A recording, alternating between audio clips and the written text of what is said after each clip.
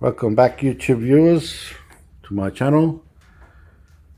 The three winners of the air rockets, air cannon rocketry, or compressed air rockets, as some people like to call it, are the following three models: the L48, L58, and the L75. They're all perfectly balanced the way you should.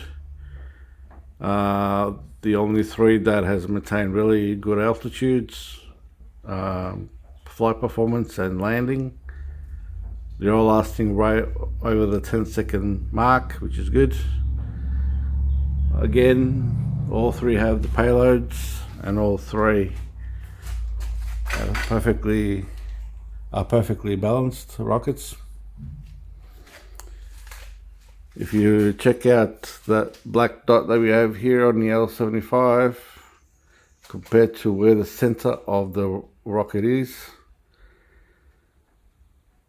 where your center is, always go back about an inch or 2 inches and it should be fine during the landing phase.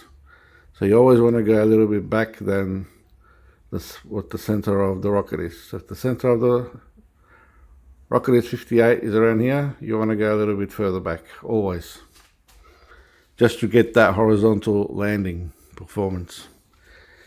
As for the rest of these other rockets, well, these two are well balanced, L80 and the L55. The only problem is I'm just not getting enough altitude out of them.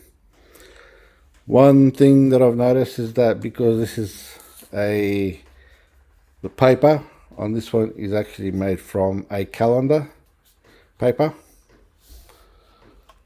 The surface is pretty smooth, and I've just noticed that a smooth surface will give you a little bit quicker descent than a rough paper. So if you're gonna build air rockets for your compressed air rocket program, just go something that has a rough touch to it. Because if you're gonna go with a smooth one, as I said, it's more aerodynamically efficient, but the problem is it's just gonna slip through the air and come down quicker. So you do want a little bit of a rough, so it comes down a little bit slower. So these two are going to be out of my program, only because I just can't get enough height, regardless of the PSI that I'm putting into the air cannon. These two bottles are out of the list as well. They're just not going high enough. In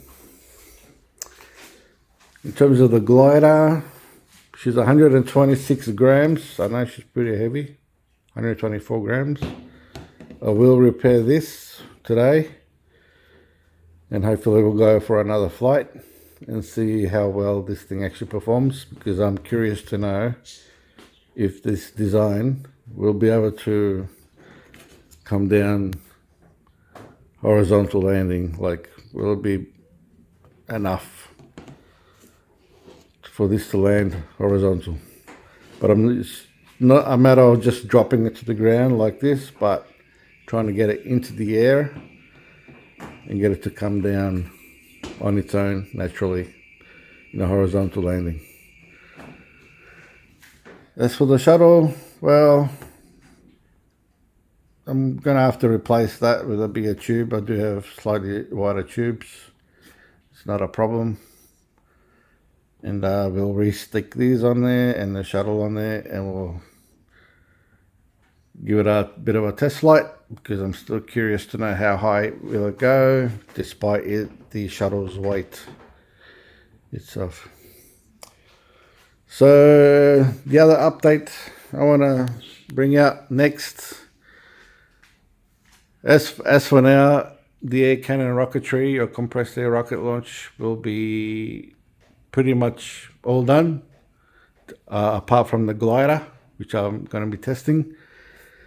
Now I'm going to be focusing on the Estes model rockets.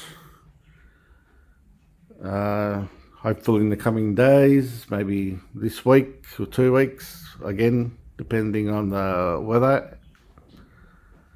Make sure it's not windy, So all these rockets are ready to go. All parachutes are packed, ready to go. And there's a lake called Lake Epilogue just close nearby where I'm going to be testing these 4 S-Test model rockets. So that's pretty much it for now. I'll see you next time on the next episode, whenever that may be. And stay in touch, guys. And yeah, until next time, goodbye for now.